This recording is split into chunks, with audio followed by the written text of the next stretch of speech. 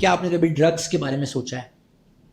दो तरह के ड्रग्स होते हैं, लाइफ सेविंग और लाइफ सेटिंग नारकोटिक ड्रग्स। हमारे इस लेक्चर में आज हम आपको ड्रग्स का इंट्रोडक्शन देंगे, आपको उसकी टाइप्स बताएंगे, आपको टॉलरेंस, एडिक्शन और विड्रॉल के बारे में बताएंगे, और आप ये समझ जाएंगे कि पेपर पॉइंट ऑफ व्यू से ड्रग्स के कैसे क्वेश्चंस आपको पूछे जा सकते हैं। तो इस 30 मिनट्स की वीडियो में आप ड्रग के बारे में बहुत कुछ जान जाने वाले हैं। इसको एंड तक देखिएगा। Let's switch towards our slate. My dear students, हमारे पास पिछले सिलेबस में ड्रग्स का एज अ होल वो चैप्टर ये कह चुके हैं कि निकाल दिया, मगर एक्चुअली ड्रग्स के सारे पॉइंट्स को रीलोकेट कर दिया है आपके सिलेबस में। सो आपको क्या क्या चीजें पता होनी चाहिए? आपको पता होना चाहिए कि अल्कोहल कंजम्पशन के क्या क्या नुकसानात होते हैं। दूसरे नंबर पर आपको ये पता होना चाहिए कि ये किस कैटेगरी की ड्रग बन जाती है अल्कोहल अगर कोई पीता है बदबख्त।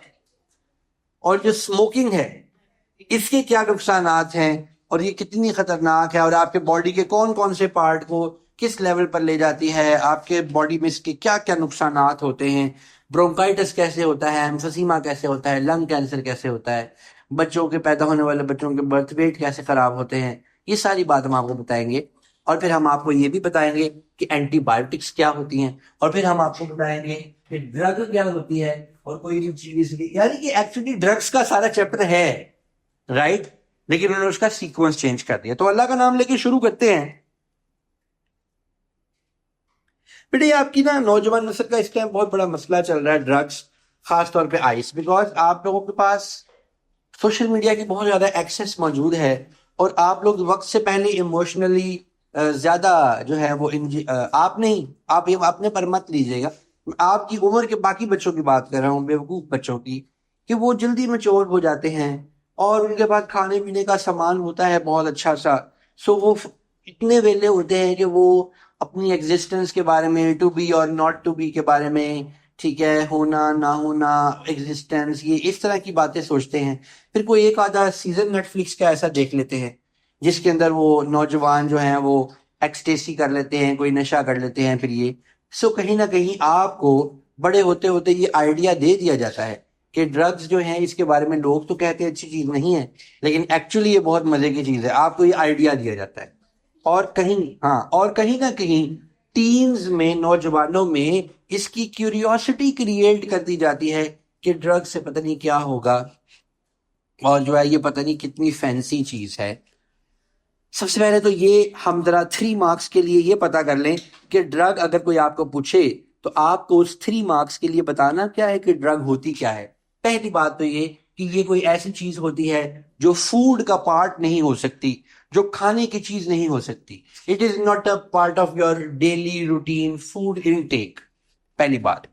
दूसरी बात, your body can not produce it, it is not a metabolite, your body can not produce it, ये ड्रग है।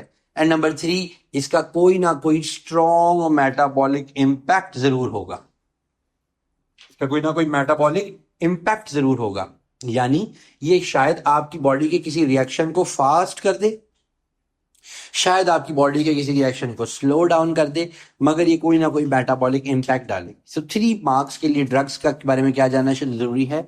It is any thing which is externally administered, यानी आपको बाहर से इंट्रोड्यूस करवानी पड़ती है, आपकी बॉडी प्रोड्यूस नहीं कर सकती, ये कोई खाने की चीज नहीं है, और ये आपके ऊपर, आपके मेटाबॉलिक रिएक्शंस पर कोई ना कोई इंपैक्ट जरूर डालती है। अब बेटे ड्रग्स की 2 टाइप्स हैं। एक है नारकोटिक ड्रग्स। नारकोटिक ड्रग्स ये वो बुरे वाली ड्रग्स हैं जो लोग मजे के लिए यूज करते हैं, और अगर ये करने का पता चल जाए तो पुलिस, डॉक्टर से पहले आपको पुलिस उठा के ले जाती है, ठीक है। और दूसरे नंबर पर लाइफ सेविंग ड्रग्स हैं। आप में से हाथ खड़ा करें, आप लोगों ने कभी, कितने बच्चे ऐसे हैं जिन्होंने कभी सिगरेट वगैरह को चेक करने का देखा? यार कैसा होता है, एक आध मरतबा देखे तो सही। मैं कुछ नहीं कहूंगा, मैं किसी को नहीं बताऊंगा, हाथ खड़ा करें, ठीक है। मुझे आपकी आंखों से पता चल गया कि आप में से अक्सर ही ने कोशिश की है। आप में से कितने लोगों के अब्बू सिगरेट पीते हैं? ठीक, आपने छुड़वा दी? नहीं, शादी से पहले ट्रेन हो गया था। अपनी शादी से पहले? Very nice, very nice. हो सकता है आपकी अम्मी ने शादी ये रखी हो कि मतलब मरना में शादी ही नहीं करूं। छोड़ना पड़ा। देखो ना, जब ठक ठक आती है बॉडी के अंदर से तो फिर इंसान बड़ा कॉन्शियस हो जाता है। खैर, दूसरे नंबर पर होते हैं बेटे लाइफ सेविंग ड्रग्स। ये जितनी दवाइयां हम खाते हैं इनको भी ड्रग्स कहते हैं और ये लाइफ सेविंग ड्रग्स होती हैं। और लाइफ सेविंग ड्रग्स की बेटा कैटेगरी में दो तरह की ड्रग्स आती हैं। एक होती हैं पेन किलर्स और दूसरे नंबर पर होती हैं एंटीबायोटिक्स। ये पेन किलर वो दवाइयां हैं जो कि आपको इसलिए दी जाती हैं ताकि आपकी पेन रिलीव हो जाए, ठीक है। और एंटीबायोटिक्स वो दवाइयां होती हैं अगर आपकी बॉडी में कोई बैक्टीरिया, कोई फंगस या कोई ऐसा ऑर्गेनिज्म एंटर हो जाए जो कि आपको बीमार कर दे, उससे बचने के लिए, उसको अटैक करने के लिए, उसको मारने के लिए एंटीबायोटिक्स दी जाती सर पेन किलर ज्यादा वो ऐसा करते हैं ना कि ब्रेन को इस तरह का सेंस कर देते हैं कि उस एरिया पे पेन करने को। है। ये पेन किलर भी दो तरह के होते हैं बेटा। एक कहलाते हैं एनेस्थेटिक्स और दूसरे कहलाते हैं एनाल्जेसिक्स। एनेस्थीसिया से एनेस्थेटिक्स का वर्ड निकला है। ऐसे पेन किलर जो आपकी बॉडी के कुछ एरियाज को नम कर दे और इम्पल्सिस को साइनेप्सिस के बीच ब्लॉक कर दे। अब आप जानते हैं साइनेप्स क्या है, आप जानते हैं इम्पल्स क्या है, आप जानते हैं कि इसका ट्रांसमिशन कैसे होता है, तो उसको कहते हैं एनेस्थेटिक। ये जो आपके कानों में सुराख करने के से पहले उस भाई ने जो स्प्रे लगाया था, दैट वाज एनेस्थेटिक। आपके दांत का ट्रीटमेंट करने से पहले डॉक्टर अंकल ने जो आपको टीका लगाया था, दैट वाज एनेस्थेटिक। या अगर आप कहीं गिरे तो टांके लगाने से पहले डॉक्टर अंकल ने जो आपको टीका लगाया, दैट वाज एनेस्थेटिक। उन्होंने आपकी बॉडी का राब्ता आपके ब्रेन से कटवा दिया उस एरिया का, and that was called local anaesthesia. क्या बोला इसको? हाँ जी, रूटीन में डॉक्टर कहते हैं ठीक है सर इसको लोकल लगा के निकाल दें, जो इसको चूड़ी का पीस गया हुआ है इसकी बॉडी में, हाँ लोकल लगाएंगे निकाल दें, कुछ नहीं आपको पता भी नहीं चलेगा। वो लोकल एनेस्थीसिया होता है। नहीं, इतना महंगा नहीं होता एनेस्थीसिया। लोकल एनेस्थीसिया बहुत सस्ता होता है। पूरा एनेस्थीसिया, पूरे एनेस्थीसिया में ना बेटा बेहोश करने के पैसे बहुत कम होते हैं, दोबारा जिंदा करने के पैसे ज्यादा होते हैं। अच्छा जी, मुझे नहीं पता इसके बारे में कि इतना महंगा क्यों है। एनाल्जेसिक्स ये वो होते हैं जो आपको नंब किए बगैर आपकी पेन को रिलीव कर देते हैं। जैसा कि ये आप पैनाडोल्स खाते हैं, पैरासीटामोल, पैनाडोल। और मैं ये बात बताऊं, ये बिला वजह मत खाया करें। मैंने कई लोगों को देखा है उनके घर के सौदों में पैनाडोल आ रही होती है, ग्रोसरी के साथ पैनाडोल आती है उनकी। पैनाडोल आपके घर आएंगे, अस्सलाम वालेकुम, ए भाई जी पैनाडोल तो नहीं है जरा, भाई हमारे घर पैनाडोल नहीं है थोड़ी बार पैनाडोल नहीं की। मतलब वो इतनी ज्यादा पैनाडोल यूज कर रहे होते हैं कि उनका लिवर अल्टीमेटली खराब होता है। सो वर्स्ट केस सिनेरियो में ड्रग लेनी चाहिए, चाहे वो लाइफ सेविंग ड्रग ही क्यों ना हो। रूटीन में ऐसे ही कैजुअली ड्रग्स ले लेना, ये it is ultimately going to have an impact on your liver, ठीक है। अगर आपका दर्द वाकई नाकाबिले बर्दाश्त है तो आप ले लें, लेकिन अगर आपका थोड़ा बहुत है, अगर आपकी फिजिकल एक्टिविटी से, बॉडी की किसी एक्टिविटी से वो जा सकता है तो उसको वैसे ही भेजने की कोशिश करनी चाहिए। सो एनाल्जेसिक्स वो हैं जो आपको नंब किए बगैर आपकी पेन को रिलीव कर देते हैं। सो ये बेटे अभी हमने कुछ जनरल किस्म की बात की। अब प्यारे बच्चों, हम हमारे पास यहाँ जो ऊपर आपके हमारा जो पहला दूसरे नंबर पर जो हमारा टारगेट है कि हम एंटीबायोटिक्स का यूज इसकी बात करेंगे और देखेंगे कि एंटीबायोटिक कैसे बैक्टीरिया को किल करती है, वायरस को नहीं करती, और कौन कौन सी जो एंटीबायोटिक रेजिस्टेंस हैं वो बैक्टीरिया में आती हैं। अब हम इसके ऊपर डिटेल बात करने वाले हैं।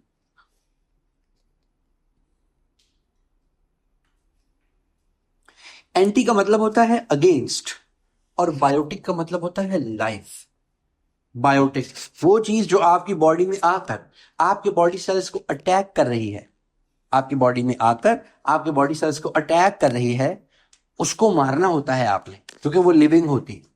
सो एंटीबायोटिक्स उनको कहते हैं जो लिविंग ऑर्गेनिजम्स को किल कर सकती हैं, और खास तौर पर बैक्टीरिया को, खास तौर पर पैथोजेंस, ऐसे माइक्रो ऑर्गेनिजम्स जिनमें ये कैपेसिटी है कि वो आपको बीमार कर सकें, they are called pathogens. Pathogens जैसे बैक्टीरिया है तो बैक्टीरिया में ज्यादातर यूजफुल बैक्टीरिया हैं। There is a limited number of varieties which can cause us disease. So those are pathogenic bacteria and rest are non-pathogenic bacteria. Pathogenic and non pathogenic.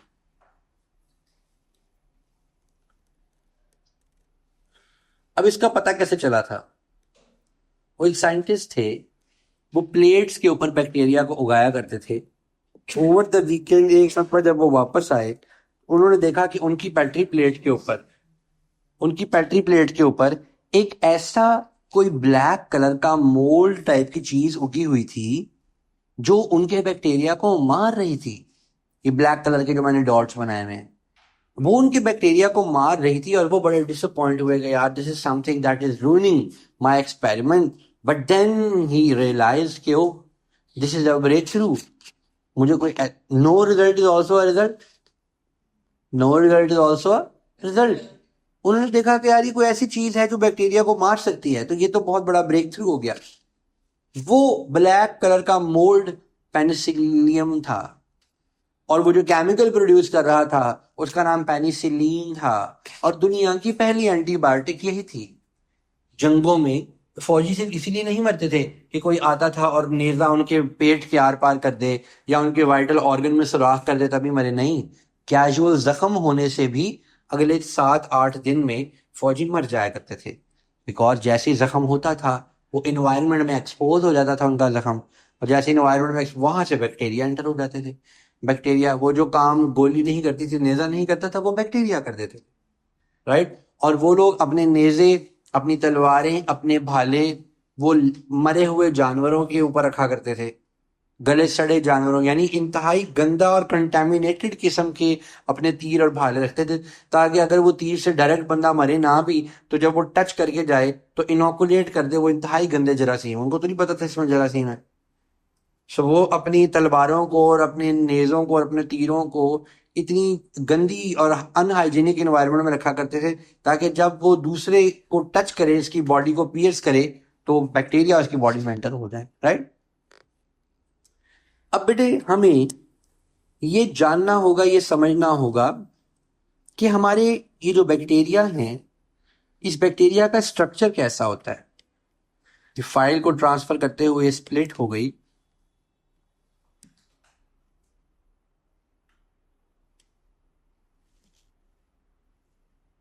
Narcissism structure. ये bacteria है बेटा, और इसका ये एक ही DNA आप assume करें, this is one DNA.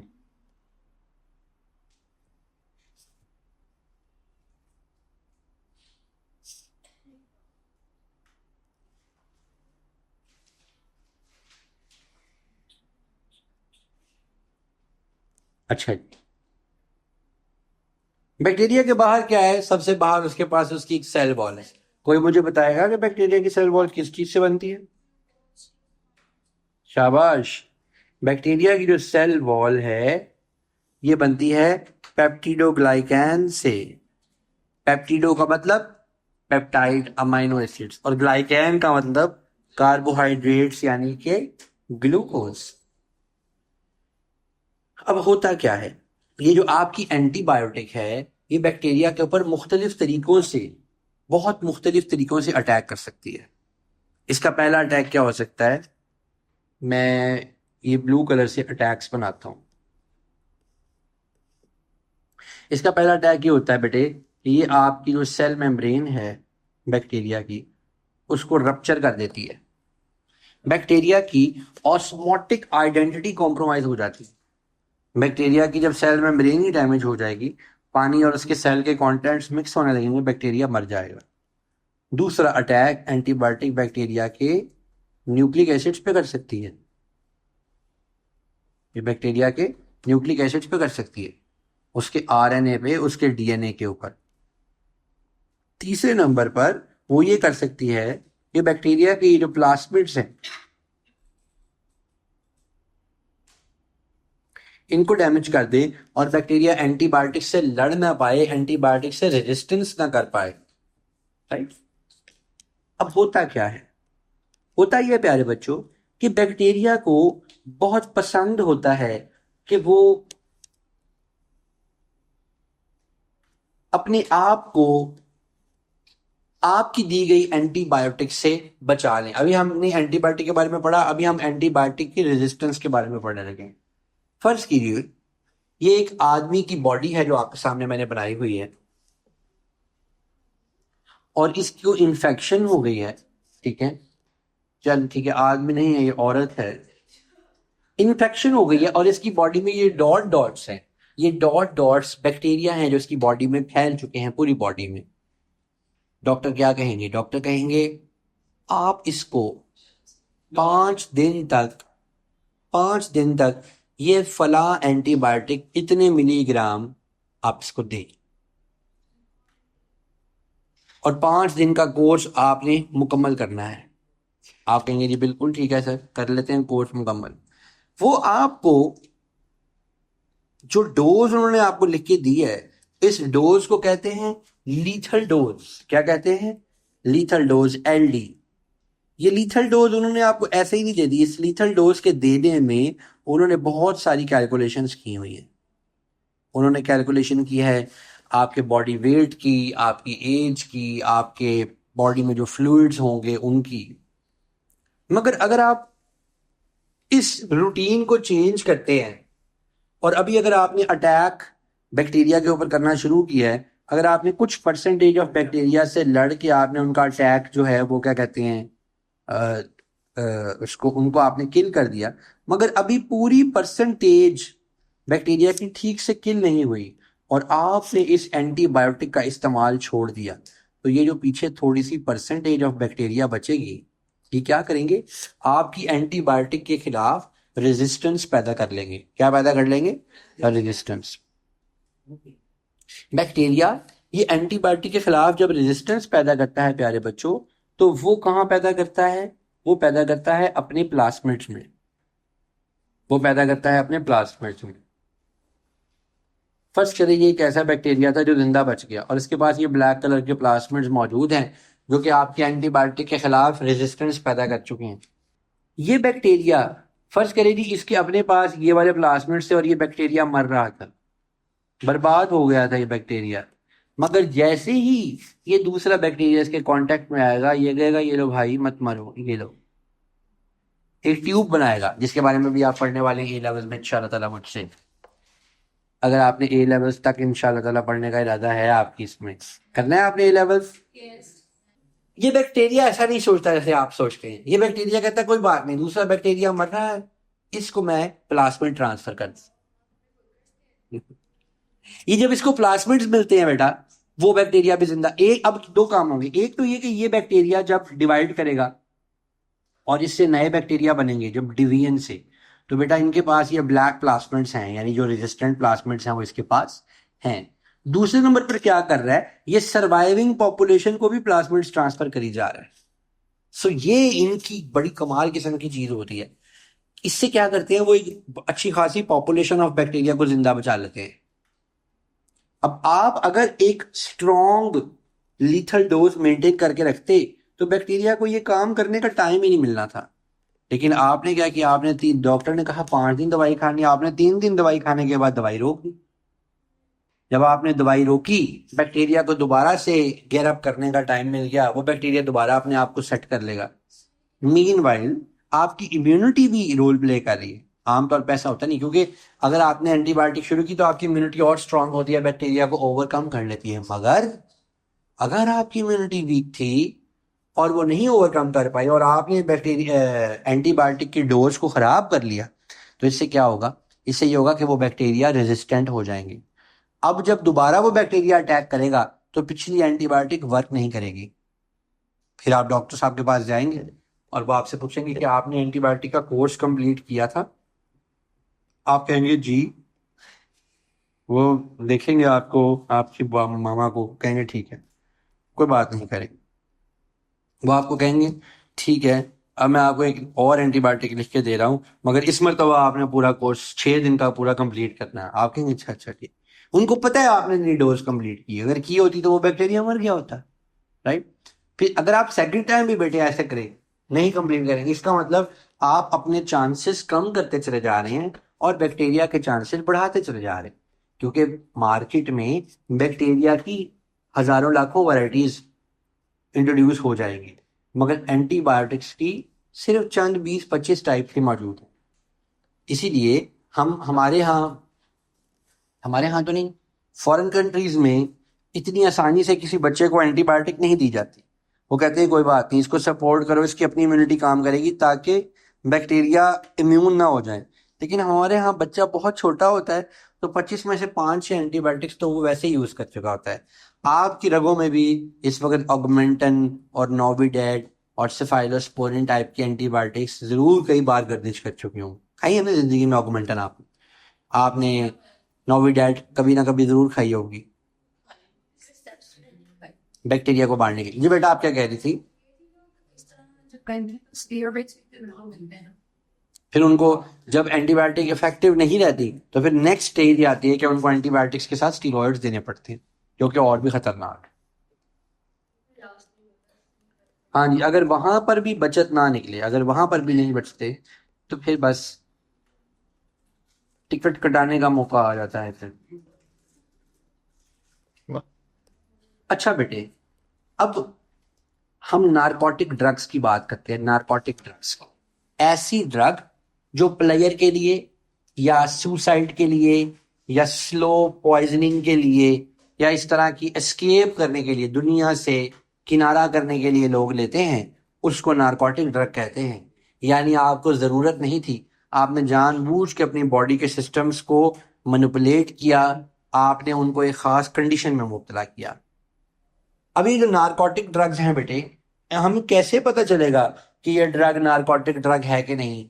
हमें ऐसे पता चलेगा कि वो जरूर एडिक्शन और टॉलरेंस कॉज करेगी।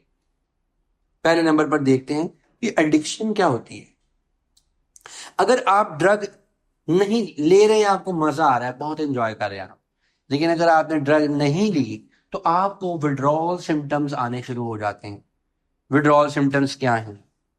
नोजिया, उल्टी आने को, कन्वल्जन्स, झटके लग रहे होते हैं आपकी बॉडी में, हेडेक, सर में दर्द होता है, पेट में दर्द होता है, इनडाइजेशन फील होती है, स्टमक ठीक नहीं रहता, मस्कुलर स्पैज्म्स, ट्विच लगना शुरू हो जाते हैं, बहुत ज्यादा स्वेटिंग होना शुरू हो जाती है, हार्ट रेट बढ़ जाता है, आपका टेम्परेचर बढ़ता है, आपका ब्रीदिंग रेट बढ़ा होता है, आपके अंदर एग्रेशन आ जाता है और आप इस कंडीशन में मुसलसल रहते हैं। अगर आप नॉर्मल होना चाहते हैं, नॉर्मल रहने की कॉस्ट है, ये जो आप हम सब नॉर्मल हैं, हम सब जो नॉर्मल सारे हंस पड़े इस बात पे कि हाँ हम नॉर्मल है। मेरे लिए कम से कम आप जरूर नॉर्मल है प्यारे बच्चों। तो जो ड्रग्स यूज कर रहे हैं उनको इस कंडीशन में रहने के लिए they have to make an effort to remain in this condition जिसमें अभी हम लोग हैं, राइट? अब जैसे ही वो ड्रग लेते हैं, उनकी सारा विड्रॉल खत्म हो जाता है और वो बिल्कुल रिलैक्स नॉर्मल होता है और फिर वो कोई काम वगैरह करते हैं, ठीक है। अब टॉलरेंस क्या है? टॉलरेंस, आपने पहली मर्तबा एक डोज ऑफ ड्रग ली, मैं आपको ज्यादा ड्रग से इंट्रोड्यूस नहीं करा सकता, इसलिए आई बस take example of cigarettes and anything that can be filled in the cigarette, right? आपने एक सिगरेट पी, आपने कहा वाह बहुत अच्छा, सुकून हो गया, ये सारा विड्रॉल खत्म हो गया, ओके खत्म हो गया। नेक्स्ट टाइम आपको विड्रॉल आता है और आप एक सिगरेट पी रहे हैं और आपका विड्रॉल खत्म नहीं हो रहा, आप 2 पी रहे हैं तब आपका विड्रॉल खत्म हो रहा है। यानी you have to increase the dose of drug to produce same effect. You have to increase the dose of drug to produce same effect. That is called tolerance. Your body is getting tolerant of that drug. और इसका नतीजा क्या निकलता है? आपको dose बढ़ानी पड़ती है। जब आप डोज बढ़ाते हैं, आपकी बॉडी पे मेटाबॉलिक लोड और भी ज्यादा गंदा आना शुरू हो जाता है, और भी ज्यादा आपकी बॉडी का जो मेटाबॉलिज्म है मुतासर होना शुरू हो जाता है। सो प्रॉब्लम क्रिएट होना शुरू हो जाता है। आहिस्ता आहिस्ता आहिस्ता आहिस्ता आपकी बॉडी जो बायोकेमिस्ट्री है वो एक खास हद तक ड्रग को अफोर्ड कर सकती है, उससे ऊपर वो ड्रग को अफोर्ड ही नहीं कर सकती। लिहाजा तब क्या होता है कि आपकी बॉडी कोलैप्स कर जाती है, हार्ट फेल हो जाता है, हार्ट अटैक आ जाता है, या कोई भी इस किस्म का मसला। अब बेटे हम यहां पर टाइप्स ऑफ ड्रग्स की बात करेंगे। ड्रग्स की बेटे 4 मेजर टाइप्स हैं। पहली टाइप है स्टिमुलेंट ड्रग्स। कि वो ड्रग्स हैं जो जैसा कि निकोटीन में है, कॉफी में है, आपके सिगरेट वगैरह लोग पी रहे हैं, चाय में भी बहुत ट्रेस क्वांटिटी, बहुत कम क्वांटिटी, ये आपको स्टिमुलेट कर देते हैं, आपका रिस्पॉन्स बेटर हो जाता है, आपकी टाइमिंग बेटर हो जाती है, आप जो रिस्पॉन्स टाइम ले रहे हैं, चीज़ों को रिएक्ट कर रहे हैं, रिएक्शन टाइम है वो इम्प्रूव कर जाता है और आप अलर्ट फील, इसीलिए बाद लोग कॉफ़ी एडिक्टेड हो जाते हैं या कॉफ़ी पीते हैं रूटीन में कि उनको कैफीन मिलेगी।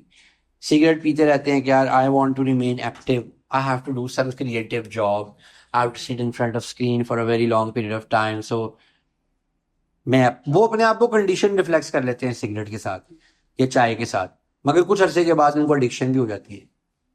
खैर इससे ज्यादा स्ट्रॉन्ग स्टिमुलेंट ड्रग्स होते हैं जो कि प्रॉपर एडिक्शन कॉज कर देते हैं, डिप्रेसेंट्स, या आपके सेंट्रल नर्वस सिस्टम को स्लो डाउन कर देते हैं या आपकी एक्टिविटी लेवल को स्लो डाउन कर देते हैं और आप रिलैक्स रिलैक्स रिलैक्स हो जाते हैं।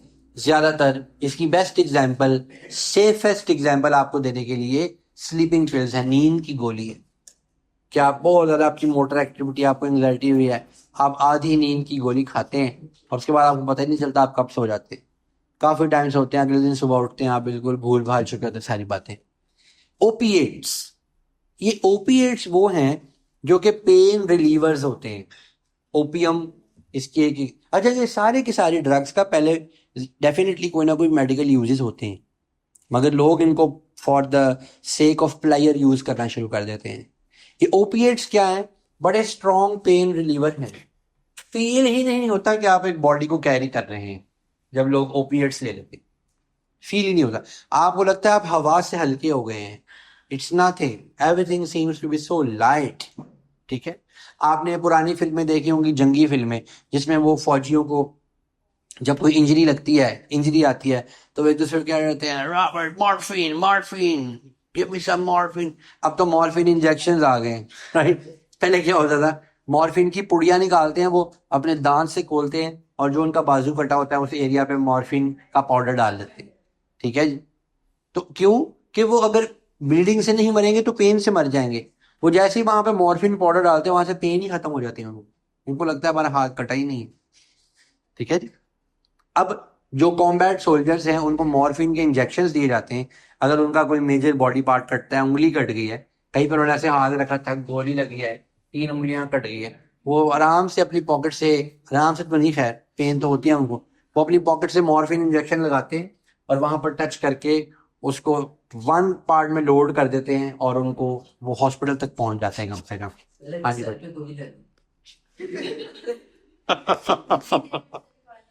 अगर सर पे गोली लगी है, हाँ वो थ्योरेटिकली यही तो मैं कहूंगा कि भाई वो ठीक है, गोली लग गई कोई बात नहीं, वहां पे हाथ रख दे ताकि वहां से ज्यादा खून ना निकले।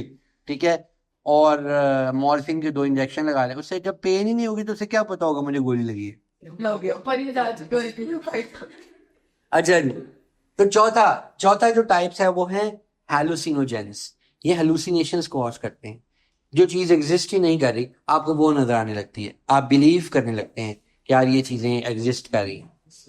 ये जो आजकल लोग या रेव पार्टीज में म्यूजिक लगाकर सारी सारी रात नाचते हैं, ठीक है, वहां पर वो ये हैलुसिनोजेनिक ड्रग्स यूज कर रहे होते हैं, which is very very dangerous.